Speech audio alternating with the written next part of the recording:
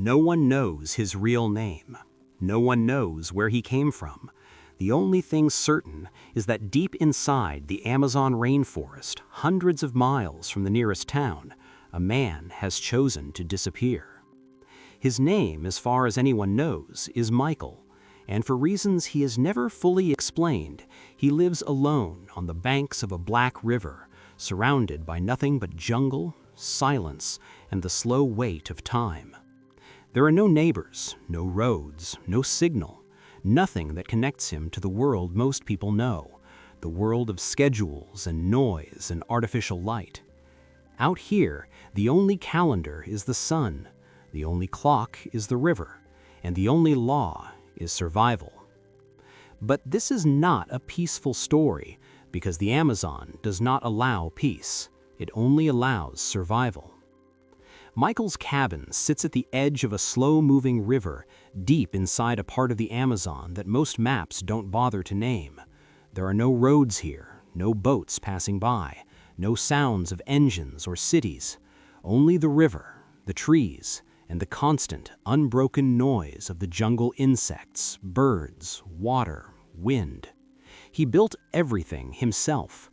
The walls, the roof, the small wooden dock where his canoe rests each morning.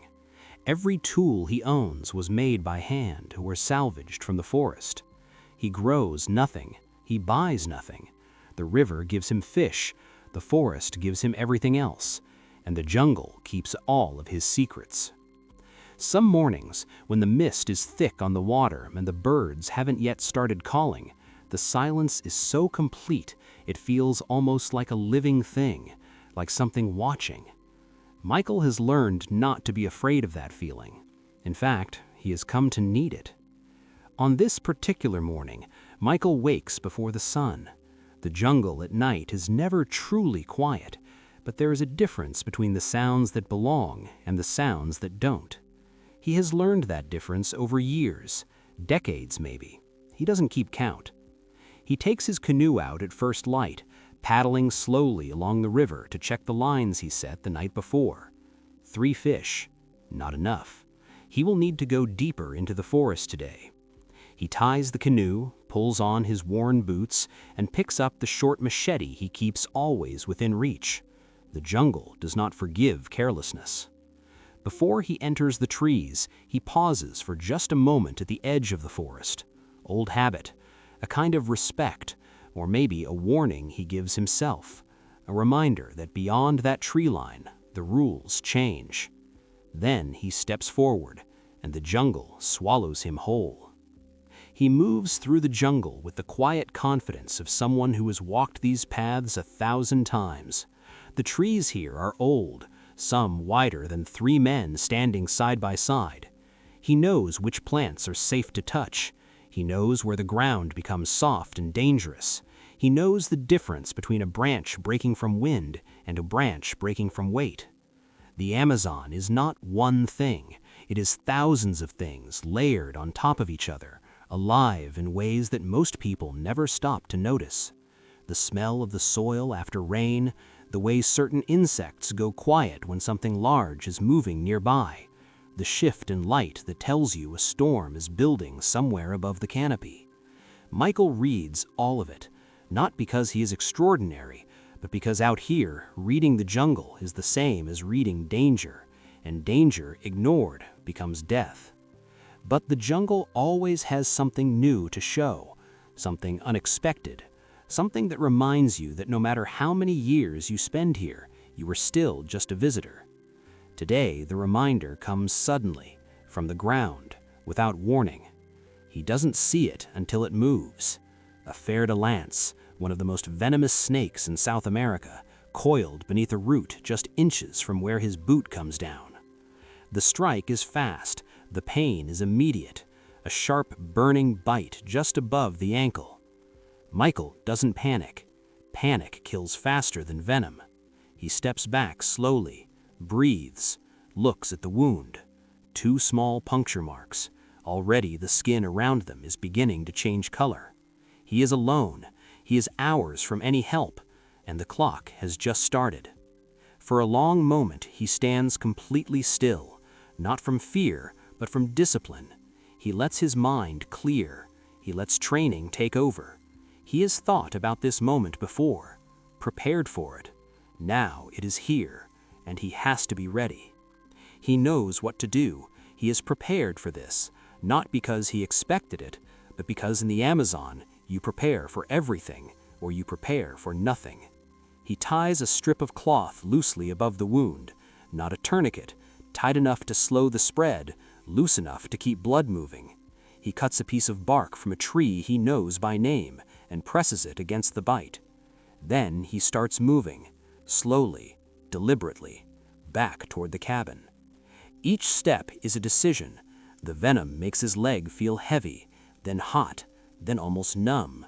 His vision begins to blur at the edges. The jungle around him seems to tighten. He counts his steps, not to measure distance, but to stay conscious, to stay present. 100 steps, rest. 100 more.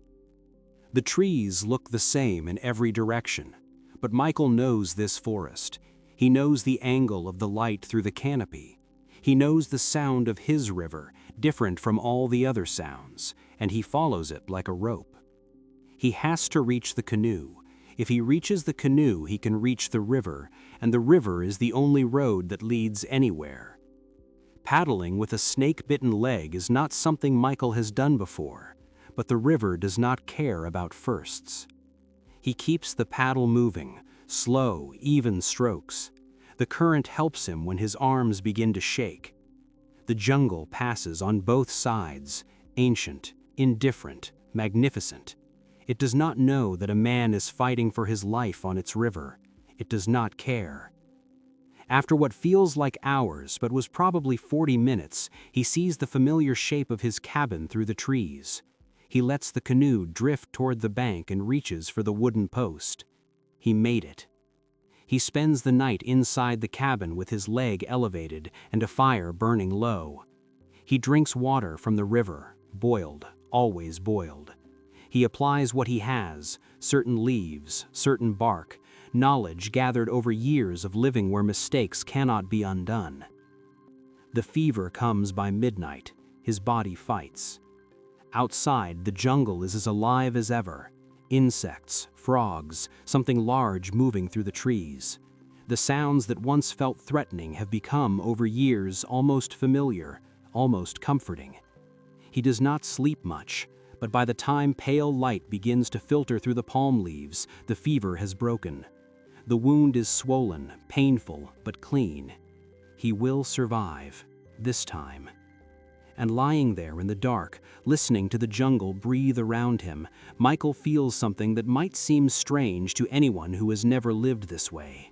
Not relief, not gratitude, something quieter than both of those. Something that feels, in its own strange way, like belonging. The next morning, Michael moves slowly. He makes a fire. He boils water. He sits outside and watches the river the way a man watches something he owes his life to. The jungle is the same as it was yesterday. The same birds, the same sounds, the same green darkness stretching endlessly in every direction. But Michael is different. Not because of the snake bite, not because of the pain. Different because once again he chose to stay. Once again the Amazon tested him. Once again he answered. He looks at his wrapped leg. He looks at the river. He looks at the cabin he built with his own hands in a place no one else would choose. And then, slowly, he gets up.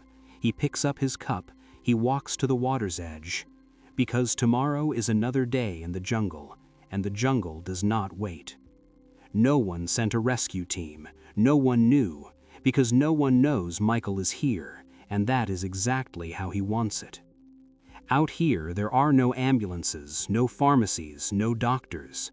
There is only knowledge, preparation, and the quiet stubbornness of a man who has decided that this life, dangerous, isolated, unpredictable, is the only life worth living. We don't know his full story. We don't know what he left behind. We don't know if he has family somewhere, waiting for a man who disappeared into the jungle and never came back. Maybe he ran from something. Maybe he was looking for something.